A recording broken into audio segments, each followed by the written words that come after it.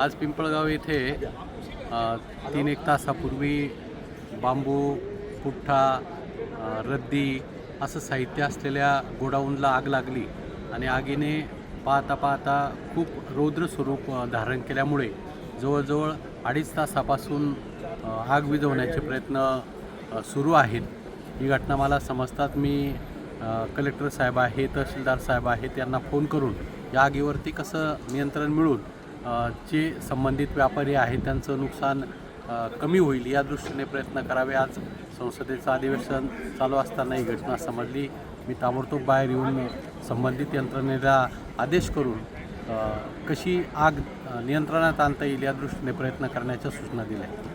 आपल्या पिंपळगावमध्ये आग लागलेली आहे, तर बॅलेट ते लाकडाचे बॅलेट असत्या आणि पोस्ट्यावाले इथं राहायचे पाठीमागं या बाजूला, तर त्यांच्या 2-3 घरं पण आहे या बाजूला। तर आपल्या गोडाऊन शेजारी त्यांचीवाली पोस्ट्याची होती। इकडं पहिल्यांदा वायर होती वरती, त्या वायरीची स्पार्किंग झाली का काय आणि खाली ते बॅलेट लाकडाचे बॅलेट होते सगळे, त्या लाकडाच्या बॅलेटमुळं आग पेटली आणि शेजारचे जे आजूबाजूचे जे दुकानवाले पत्र्याचे दुकानवाले ते पत्र्याच्या दुकानामध्ये जाऊन त्यांनी एकदम आगीने एकदम पेट घेतला आणि डायरेक्ट होत्याचं नव्हतं झालं।